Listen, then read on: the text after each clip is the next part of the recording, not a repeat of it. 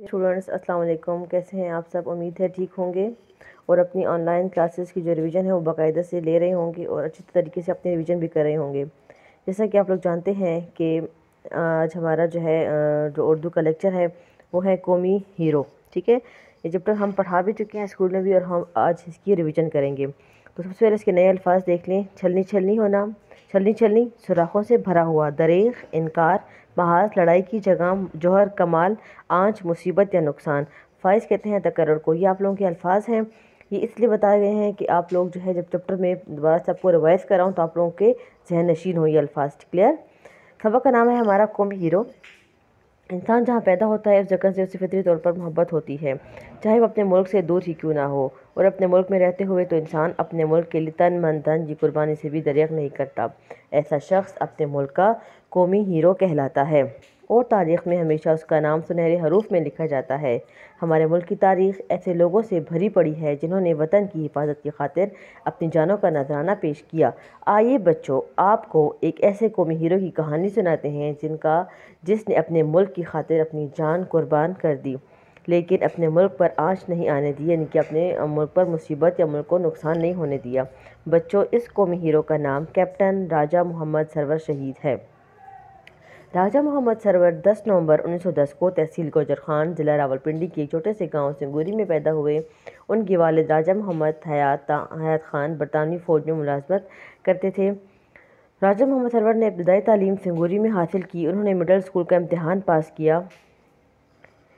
اس دور میں تعلیم کی بہت کمی تھی اور میٹرک کو اعلیٰ تعلیم سمجھا جاتا تھا، لیکن انگریزوں نے مسلمانوں پر اچھی ملازمت کے دروازے بند کر رکھے تھے۔ مجبوراً مسلمان میٹرک پاس کرنے کے بعد دفتروں میں کلرک ہونے کو بھرتی ہونے کو ترجیح دیتے۔ راجہ محمد سرور 1944 میں تربیت مکمل کرکے سیکنڈ لیفٹیننٹ بن گئے اور جب ہندوستان اور پاکستان الگ ہوئے تو اس وقت آپ 2 پنجاب ریجمنٹ میں بطور کیپٹن کام کر رہے تھے۔ 1948 میں ہندوستانی افواج نے کشمیر پر اچانک حملہ کر دیا اور ایک اہم فوجی مقام پر قبضہ کر لیا۔ پاک فوج نے فوری طور پر 2 پنجاب ریجمنٹ کو دشمنوں کے مقابلے کے لیے کشمیر بھیجا۔ راجہ محمد سرور اس وقت راولپنڈی میں سگنل یعنی پیغام رسانی کی تربیت پا رہے تھے۔ کورس کے مکمل ہو جانے پر فوراً اپنے افسران سے جنگ میں شرکت کی درخواست کی۔ بڑی مشکل سے ان کو محاذ پر جانے کی اجازت ملی۔ وہاں پہنچتے ہی انہیں پیغام رسانی کا کام سونپا گیا۔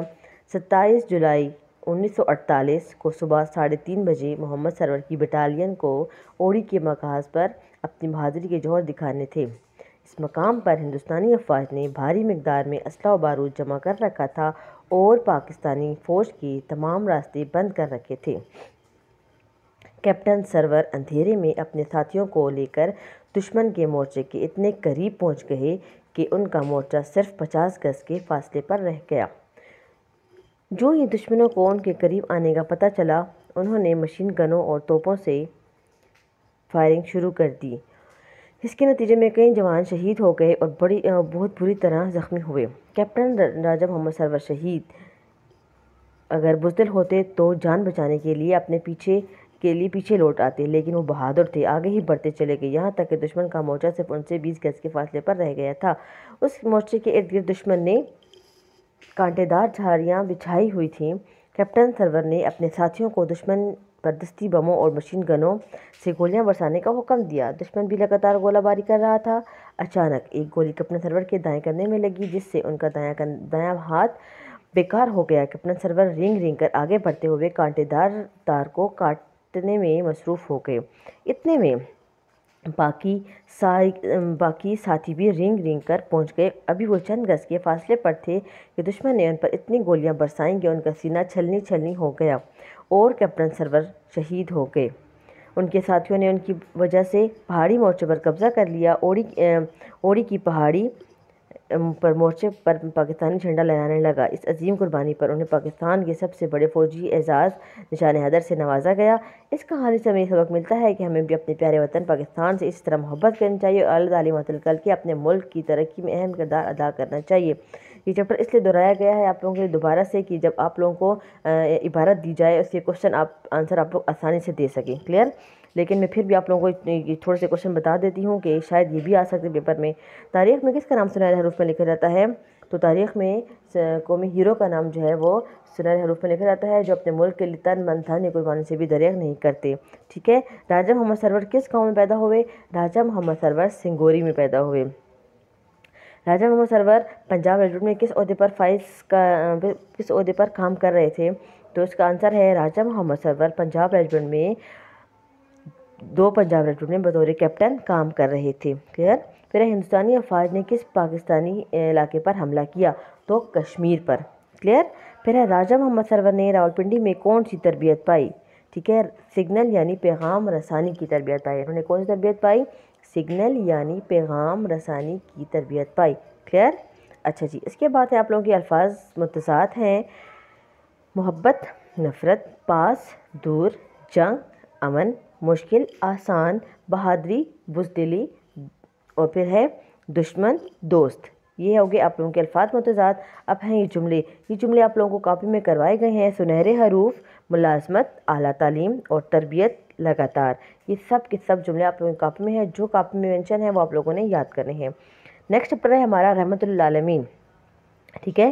اس میں آپ لوگوں کے جو خاص الفاظ ہیں وہ ہیں الفاظ معنی آپ لوگوں کے پیپر میں آ سکتے ہیں کہ امتیازات، فرق، مساوات، برابری، حیوانات و نباتات، جانور اور پودے، لہو لہان، خون آلودہ ہونا یعنی خون سے بھرا ہونا، عتاب، قہر، شفاعت کرنا، سفارش کرنا، ربوبیت، رب کی اوصاف، فیض، فائدہ، کلیئر۔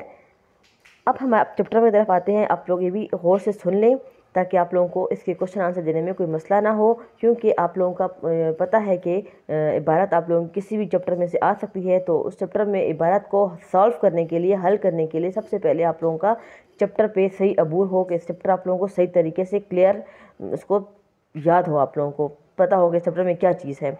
تو سبق کا نام ہے رحمت للعالمین صلی اللہ علیہ وآلہ وسلم۔ جب حضرت محمد صلی اللہ علیہ وسلم سے پہلے تمام پیغمبر کسی بھی خاص قوم، دور اور بستی کے لیے تشریف لائے، لیکن رسول اللہ صلی اللہ علیہ وسلم کو قیامت تک تمام ادوار اور مخلوقات کے لیے رحمت بنا کر بھیجا گیا۔ آپ صلی اللہ علیہ وسلم کی رحمت و شفقت ہر خاص و عام، اپنے اور بیگانے کے لیے تھی۔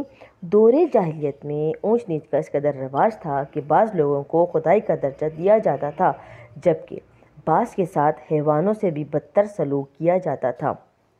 آپ صلی اللہ علیہ وسلم نے ان امتیازات کو ختم کر کے مساوات قائم کر دی۔ اپنی رحمت کی چادر تلے آپ صلی اللہ علیہ وسلم نے غریب مرد اور عورت، امیر و غریب، مرد و عورت، کافر و مسلم، آقا و غلام، حتیٰ کہ چرند و پرند اور حیوانات و نباتات تک کو بھی جگہ دی، کلیئر۔ اچھا، اب نیکسٹ ہمارا پیراگراف ہے: ایک مرتبہ آپ صلی اللہ علیہ وسلم تبلیغ اسلام کے لیے طائف تشریف لے گئے۔ وہاں کے لوگوں نے آپ صلی اللہ علیہ وسلم پر اتنے پتھر برسائے کہ آپ صلی اللہ علیہ وسلم لہو لہان ہو گئے، ٹھیک ہے۔ فرشتہ حضرت صلی اللہ علیہ وسلم کی خدمت میں حاضر ہو کر عرض کرتا ہے کہ کیا اس بستی پر پہاڑ الٹ دیا جائے، لیکن آپ صلی اللہ علیہ وسلم نے اس حالت میں بھی بد دعا نہیں دی اور فرمایا کہ مجھے رحمت بنا کر بھیج دیا گیا ہے، شاید ان کی نسل میں کوئی خدا کا پرستار ہو، یعنی کہ خدا کو جانے والا ہو۔ نیکسٹ پیج دیکھیں کہ حضرت صلی اللہ علیہ وآلہ وسلم غلاموں پر خصوصیت کے ساتھ شفقت فرماتے تھے۔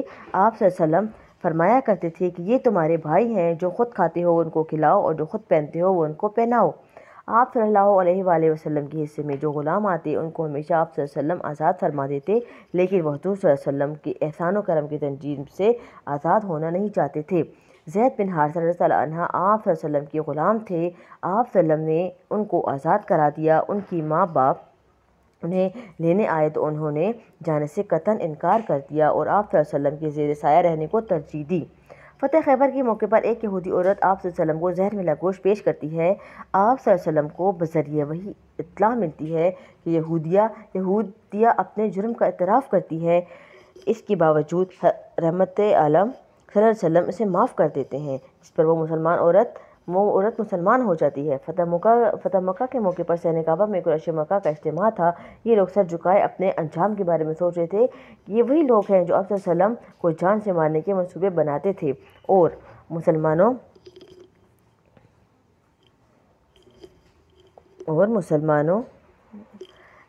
کو بھی شہید کر دیا تھا۔ آپ صلی اللہ علیہ وسلم اور مسلمانوں کو اتنی اذیتیں پہنچائی تھیں کہ انہیں مکہ مکرمہ سے مدینہ منورہ ہجرت کرنی پڑی، لیکن آپ صلی اللہ علیہ وسلم نے انہیں مخاطب کر کے فرمایا، آج کے دن تم پر کچھ عتاب نہیں، یعنی کچھ قہر نہیں، اللہ تم سب کو بخش دے، وہ سب مہربانوں سے مہربان ہے۔ حضرت ابو سفیان رضی اللہ عنہ جس کا غزوہ بدر سے فتح مکہ تک تمام لڑائیوں میں ساتھ تھا، ان کی وجہ سے مسلمانوں کو خاصا نقصان برداشت کرنا پڑا تھا۔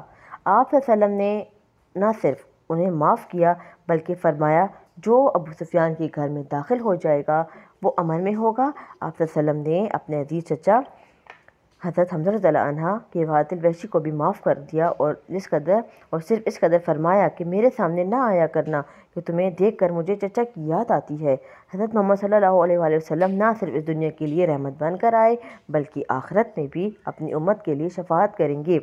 اللہ پاک نے قرآن مجید میں اپنی صفت رب العالمین بیان فرمائی ہے اور اپنے رسول اللہ صلی اللہ علیہ وسلم کی صفت یعنی کہ جو خوبی ہے وہ حضرت رحمت العالمین بیان فرمائی ہے۔ اس سے معلوم ہوتا ہے کہ جس طرح مخلوق پر خداوند تعالیٰ کی ربوبیت عام ہے، اس طرح اس کے آخر نبی صلی اللہ علیہ وسلم کی رحمت و کرم بھی ساری مخلوق کے لیے ہے۔ ارشاد باری تعالیٰ ہے وَمَا أَرْسَلْنَاكَ إِلَّا رَحْمَةً لِلْعَالَمِينَ، اور ہم نے آپ صلی اللہ علیہ وسلم کو تمام جہانوں کے لیے رحمت بنا کر بھیجا۔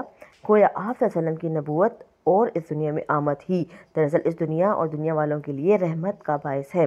اس خزانہ رحمت سے دوست و دشمن، کافر و مسلم، مرد و عورت، امیر و غریب، چھوٹے و بڑے، انسان و حیوان، ہر ایک نے برابر کا فیض پایا ہے، فائدہ پایا ہے۔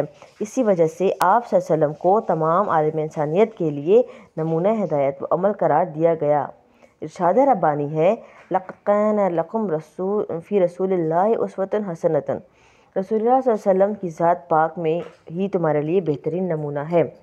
یہ ہو گیا ہمارا چپٹر، اس لیے ریوائز کروایا گیا ہے تاکہ آپ لوگ جب عبارت سالو کریں، عبارت کے کوشچن حل کریں تو آپ لوگوں کے ذہن میں یہ چپٹر آ جائے، ٹھیک ہے۔